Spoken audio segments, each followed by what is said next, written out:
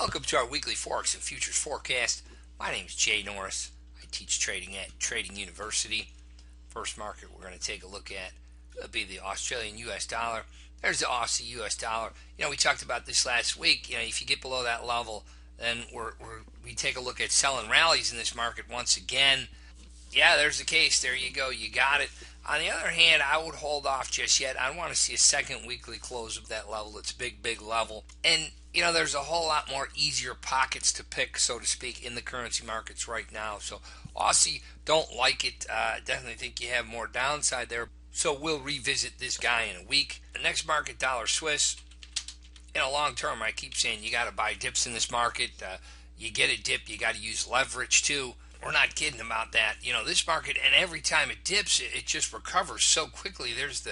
There's your daily chart. Look at that. Even these short-term levels are holding. So we think this guy's getting closer and closer to a major upside breakout. Look at your short-term patterns are up. Your long-term patterns are up. That 30-day pattern, a little bit stubborn there. That 25 to 30-day pattern, still holding down. As far as we're concerned, now that's only a matter of time before you take that out. So you have to be long this guy. You have to have a cash position. Maybe even a little bit of leverage at this point too in this guy. Don't want to miss a breakout here, but it's really holding up well. Dollar Chief, we've been bulled up on this guy the whole time. To us, this is really the investment of the decade. It really is. Back out to a monthly chart, and you'll see how much room is in the upside there. Look at that. You had the breakout here, that big monthly breakout in November. You had a little bit of a pullback there. Here, probably easier to see on a weekly chart. There's your weekly chart. But it didn't pull back much, and then it just goes right back to the upside there. So a lot of room up above. We love this guy long term. We continue to advocate buying dips in the dollar Swiss dollar index.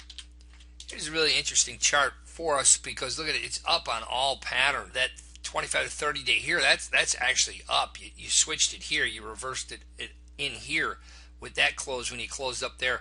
So this guy just keeps coming at you too. So definitely you got to stay long this guy. This is my core long position in my IRA, by the way. UUP, essentially the dollar index, and no regrets about that. Every time I see a potential another opportunity out there for me, essentially it means lightening up on that position to get into other positions, and I'm just so hesitant to do that because this position's been so good to me, and I think that's how you got to view the markets out there right now. Boy, it's got to be a really good opportunity, a really good trade setup for me to see longer term.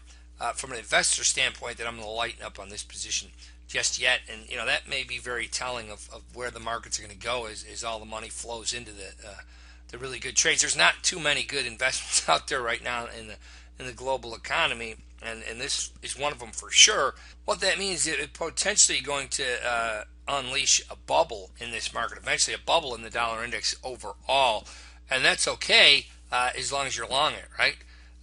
And as long as you're aware of the volatility coming and the potential danger in that, if you're long from way back, as I am, it's not a problem. I'll take a look at the dollar index on the monthly chart, and you can just see how it's a market where everything's up. You get a breakout here, and really not a whole lot to stop that market from going quite a bit higher. So that's funny. I've never voiced that. I've never even thought that potential bubble in the dollar index, but I think you do have one. And hey, if you're long from below, that's great. I think it's still a safe level to get in on this guy and ride that next leg up because I think it's going to be a big leg up.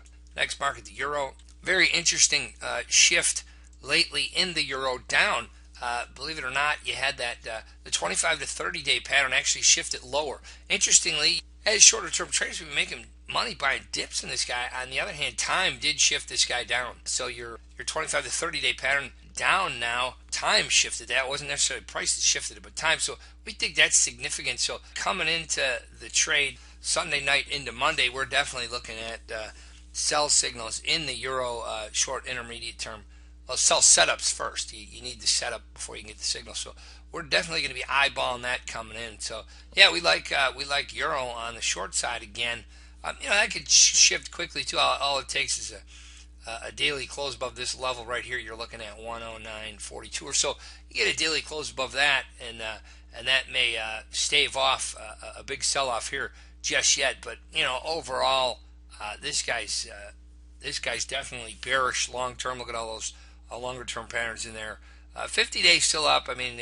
kind of plug that in there. You have to account for this bullish pattern here from the end of November up. That pattern's still bullish, so you got to account for that. But when I see everything lining up here, as far as the dollar index, all the patterns up and looking so good, potential bubble there, because really there's nowhere else to put money. You got to start thinking, man, there's a lot of downside here in the euro. That would be kind of the iceberg slipping off the cliff. So potential big trades here, and we think the right way to be positioned is long the U.S. dollar, short the euro. Next market, we'll take a look at the U.S. stock market. Rather than take a look at gold, we'll take a look at the U.S. stock market. You're right on support here, the same support that held back in September. I need to pull out to a little bit longer term chart. I'll go out to a weekly, and I'll show you where that support came from. Let's pan all the way out to a monthly. Essentially, the U.S. stock market had been in a great sideways market, I don't know, about 12 years, right? You broke out of that sideways market right here. So we're taking the low of the first correction after that breakout right there, and that'll be on a I can go down to a weekly chart. So following the breakout, we take the low of the first correction following the breakout. Yeah, right in here. And then you're going to draw a retracement from that, and you draw that retracement, and you see what you got is the 50% level held. So now potentially have a double bottom on that 50% level. I'd like to see him flush stops below that low even. I'd like to see him drive below that low, spook even more players out of the U.S. stock market, and then drive that market down potentially 1750. And all things being equal, if it holds 1750, maybe get a little bit of short-term momentum shift up, I'd go with that. And that would probably be about the only thing out there I see that will get me to lighten up on my long dollar position and shift into U.S. stocks. I love my long dollar position. Again, any other position I got to take a look at, I'd have to lighten up because, I mean, that's how long I am the dollar here. But this would be the only thing that make me consider that. If we see the market drive lower and then we see a short-term shift higher in there, I'll consider that at the time. So I like the trade. Obviously, like the trade, I would consider lightening up on my dollar for it. But yeah, stay long the dollar. And for me, potentially, here's a great trade setup: the U.S. stock market, a little bit lower, which actually that'd be quite a bit lower from a percentage term. If you're sitting there long, if your average is up here somewhere, you're not going to like seeing that. Me, I don't mind it, right? So I like U.S. stocks, perhaps another leg lower, but that's something we'll keep an eye on, and we'll continue to revisit that. Last market we'll take a look at U.S. interest rates.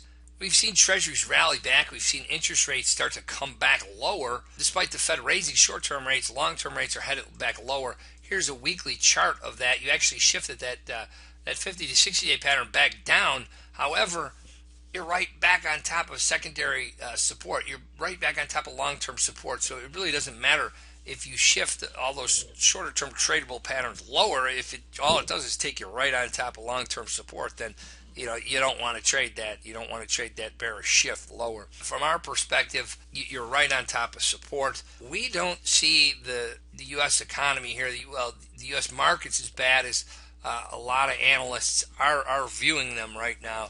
I can't speak for the global economy. There's probably some more downside there. Boy, I mean, when you have momentum, bearish momentum like you have across the globe, that's not going to just evaporate.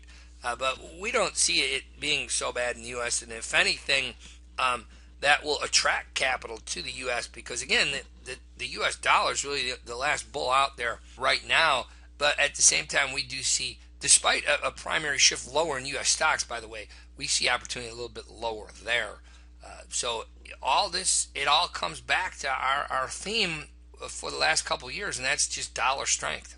My name is Jay Norris. I teach at Trading University. Thank you so much, and we'll see you next week.